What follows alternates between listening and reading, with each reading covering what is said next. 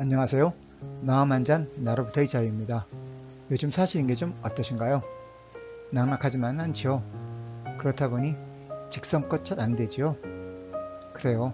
사는 게 쉽지만 않네요. 그러다 보니 직성이 안 풀릴 때가 많아요. 그래서 오늘은 이 직성에 대해 이야기 좀 해보려 합니다. 직성은 흔히 쓰던 말인데 이제껏 제대로 알지도 못하고 쓰고 있었네요. 우리는 사람이 성질을 부리거나 고집스레 어떤 것에 집착하여 하고 있는 것을 보면 그렇게 해대고 직성이 좀 풀리니? 그 정도에서 직성이 좀 풀리겠어? 직성머리하고는 이러고 빈정대곤 합니다. 저는 직성이라는 말이 보통 부정적으로 쓰이기에 깐깐한 성질머리 정도로 생각했는데 직성이 깐깐한 성질머리가 아니라 하늘에 빛나는 별이라네요. 사람의 나이에 따라 그 운명을 맡아보는 9개의 별이 있는데 그 별이 직성이라는 겁니다. 고들치게 별성이라는 거예요. 9개의 별 이름이 궁금하세요? 그러면 화면을 봐주세요. 우리말 유래사전에는 직성이 풀리다의 의미가 소망이나 욕망 따위가 제 뜻대로 성취되어 마음이 흡족하게 되다 라고 풀이되어 있습니다. 예전 민간신앙에서는 이 직성들이 차례로 돌면서 사람의 일련 운명을 결정하는데 직성에는 흉한직성과 기련직성이 있어 흉한직성에 들어온 해는 그의 운수가 잘 안 풀리고 반대로 기란직성이 찾아오면 만사가 술술 잘 풀린다고 믿은 것이지요. 그래서 무속에서는 기란직성은 맞이하고 흉한직성은 쫓아내는 직성풀이라는 걸 하기도 했다고 합니다.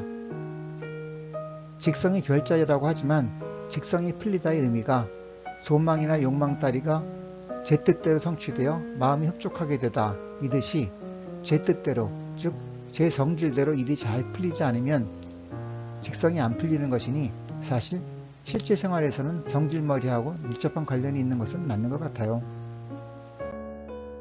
어찌되었건 여러분은 여러분의 직성을 어찌들 풀고 사시나요?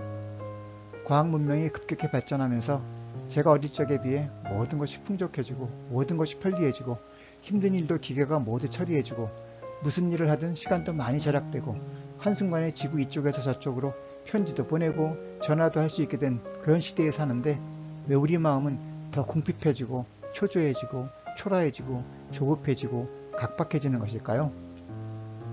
모든 것이 고도로 연결되는 시대인데 오히려 우리는 모두 파편화되어 고도로 단절을 느끼고 살고 있으니 참으로 아이러니가 아닐 수 없습니다. 과학은 이제 그만 발전했으면 좋겠어요. 우리 모두 급격히 변하는 세상을 따라가느라 숨도 차고 항상 경쟁에 노출되다 보니 피곤하기도 하고 이렇게 저렇게 비교되다 보니 스스로 초라해지기도 하고 세상은 이미 꽉 짜여져 옴짝달싹 할 수 없게 우리를 옥죄서 답답하기도 하고 어디 이것뿐이겠습니까? 세상은 우리를 계속 흔들어대고 우리는 그 속에서 중심을 잡느라 애쓰다 결국 넘어지곤 합니다. 시대가 그렇다 보니 우리 직성도 편치가 않습니다. 자신이 왜소하게 느껴지고 무력해져서 쉽게 무너지기도 하고 오히려 반작용으로 쉽게 짜증내고 쉽게 화를 내고 쉽게 과격해지기도 하지요. 명상센터든 요가 수행이든 마음 공부를 하지 않으면 하루하루 버티기가 쉽지 않습니다. 저 역시 눈꽃만큼도 다르지 않습니다. 그래서 저는 제 자신이 초라해지고 마땅치 않을 때 도종환님의 시 흔들리며 피는 꽃에서 위안도 찾고 핑계도 찾습니다. 시를 소개하지 않을 수 없네요. 흔들리지 않고 피는 꽃이 어디 있으랴. 이 세상 그 어떤 아름다운 꽃들도 다 흔들리면서 피었나니 흔들리면서 줄기를 곧게 세웠나니 흔들리지 않고 가는 사랑이 어디 있으랴. 젖지 않고 피는 꽃이 어디 있으랴. 이 세상 그 어떤 빛나는 꽃들도 다 젖으며 피었나니 바람과 비에 젖으며 꽃잎 따뜻하게 피었나니 젖지 않고 가는 삶이 어디 있으랴. 꽃도 사랑도 삶도 바람과 비에 흔들리고 젖으며 그렇게 가는 거라네요. 여러분도 좀 위로가 되시나요? 여러분은 어떠신가요? 모르긴 몰라도 모두 한 성질들 하고 살고 있지는 않으신가요? 나뭇가지는 가만히 있으려 하나 바람이 놔두지 않는다고요? 직성이 안 풀리는 세상에서 어쩔 수 없이 직성을 부리며 살긴 하지만 직성을 부리고 나면 자신에게도 부끄럽고 주변 사람들도 힘들어합니다. 우리 모두 수타니파타에 나오듯이 소리에 놀라지 않는 사자처럼, 그물에 걸리지 않는 바람처럼, 뒤늦게 더럽히지 않는 연꽃처럼 그렇게 살고 싶은데 잘 되지 않습니다. 어느 때든 편안한 마음을 유지하고 싶은데 막 딱 상황이 오면 직성머리라는 것이 자동으로 작동을 해서 꼭 오바를 하지요. 사실 오바를 안 하면 그건 직성이 아니긴 하죠. 직성을 풀고 나면 그 순간은 속이 후련한 것 같은데 곧 후회가 되죠. 뭐 그렇게까지 치달릴 필요가 있었나 하고 후회만급이죠. 이대로 살 수만 없지 않나, 직성을 좀 순화라도 할 수는 없을까, 마음 수양책도 보고 명상과 참선도 해보고 경전을 사경도 해보고, 그런데 잘 될 것 같다가도 참 쉽지가 않습니다. 자주 실패하기는 하지만 저는 두 가지를 해요. 하나는 직성 부리는 제 꼴을 그냥 지켜보는 겁니다. 연습도 필요하고 쉽지도 않지만 자꾸 실패하다 보니 이제 좀 될 것 같기도 해요. 제 꼴을 지켜보면 직성이 어떻게 펼쳐지는지 볼 수 있는데 참 재미있습니다. 처음에는 저 자신 눈치채지 못할 정도로 이런저런 안 좋은 감정이 봄날 아지랑이처럼 보일 듯 말 듯 일어나는데, 그러던 것이 이제까지 자신이 해오던 습식을 먹고 금세 통제가 안 되도록 자라납니다. 그런데 그 아지랑이도 어차피 밖에서 오는 것이 아니고 우리 안에서 피어나는 거라서 조금만 주의를 기울이면 어렵지 않게 알아챌 수 있답니다. 마음속에서 뭔가 꼼지락거리는 것이 느껴지면 누르려고 하지 말고 그게 어떻게 자가 발전해서 커지는지 한번 재미있게 관찰해 보세요. 동물원 원숭이 바라보듯이. 여러 번 지켜보다 보면 패턴이 보일 거예요. 사실 직성의 기승전결이 빤해요. 슬금슬금 올라온 감정이 점점 커지는데 참으려고 해도 결국 끝을 보죠. 처음에는 후련하는 것 같은데 곧 후회되고 여기저기 미안해하며 그 엎질러진 상황을 수습하느라 애를 먹는, 대충 그런 줄거리고 패턴이죠. 그렇게 관찰하다 보면 감정이 일어나는 초기 단계에서 보채는 어린애 보듯이 그게 좀 객관화되어 보이고 서서히 그 강도가 약해지고 사라지곤 해요. 물론 항상 잘 되는 건 아니죠. 생각해보니 이런 것 같아요. 직성을 부리는 건 병으로 치면 급성이잖아요. 급성은 때만 놓치지 않으면 만성보다 훨씬 고치기 쉽다고들 하죠. 자기든 남이든 누군가 자기를 지켜보는 것을 알면 순간 멈칫하게 되는데, 감정이 커져가는 과정에서 그 멈칫하면서 시간적 틈이 생기면 일어나던 감정이 동력을 잃게 되는 것 같아요. 게다가 사람들이 쓰레기를 많이 버려서 담벼락에 크게 사람 눈 모양을 그려놨더니 쓰레기가 확 줄었다는 실험 결과 보신 일 있죠? 바로 그 원리도 작용하는 것으로 보입니다.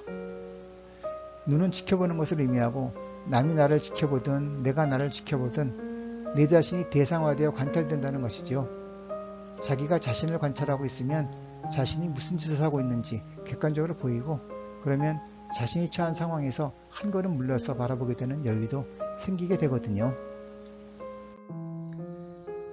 다른 하나는 지켜보기에서 실패하면 그 다음은 그 꼴 부리는 나를 그대로 인정하고 받아주는 것입니다. 이 글을 쓰다 보니 한 가지 옛일이 떠오릅니다. 예전에 미성년자 67명이 경춘가도에서 강도상해 사건을 벌인 일이 있는데, 그때 제가 그중 한 명의 변론을 맡았었죠.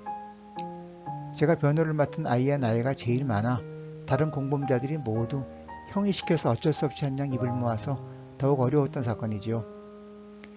그때 제가 재판부에 엄마가 포기하지 않은 아이는 돌고 돌더라도 제자리를 찾게 됩니다 라고 최후 변론을 한 일이 생각납니다. 그 최후 변론 때문이라고 할 수는 없겠으나 그 사건은 기대 이상으로 관대한 판결을 받았죠.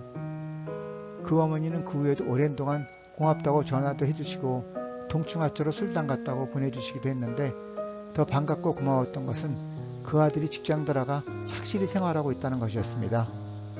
이게 엄마 마음의 힘이고 엄마 마음이 기적이 아닐까요? 우리 마음에도 엄마 마음이 있습니다. 우리에게는 꾀부리고 어리광도 부리고 싶고 한번 잘해서 폼도 잡고 칭찬도 받고 싶고 잘못했을 때 용서도 받고 실패했을 때 위로도 받고 싶은 아기 마음도 있고 그 모두를 바라보고 인정해주고 이해해주고 토닥여주고 품어주는 엄마 마음도 있죠.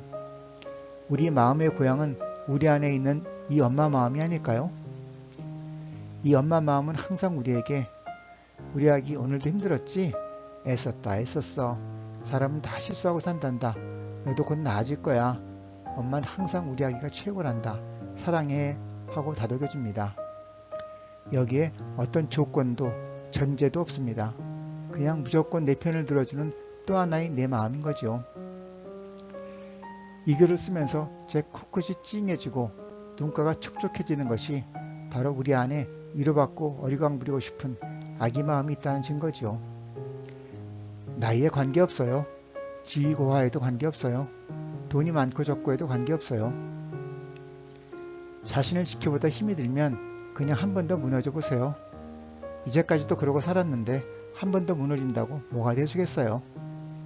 그러나 그런 자신을 탓하지 마시고 힘들면 내 안이 엄마 마음에 기대보세요. 그리고 자신에게 말하세요. 힘들었지? 애썼다. 아무 생각 말고 오늘은 푹 쉬렴. 세상에는 냉혹한 심판자로 가득합니다. 적어도 자신까지 자신에게 냉혹한 심판자가 되지는 마세요. 좀 더 잘해보려 했는데 안 된 거잖아요. 좀 더 노력하려고 해도 그 좀 더가 안 되는 게 현재의 내 모습이잖아요. 나까지 나를 탓해서는 내 마음이 숨을 곳이 없어져요.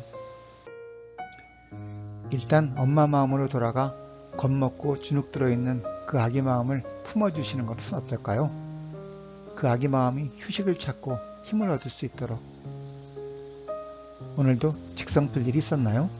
그 직성은 잘 푸셨나요? 어떻게 푸셨나요? 오늘 이야기는 여기까지입니다.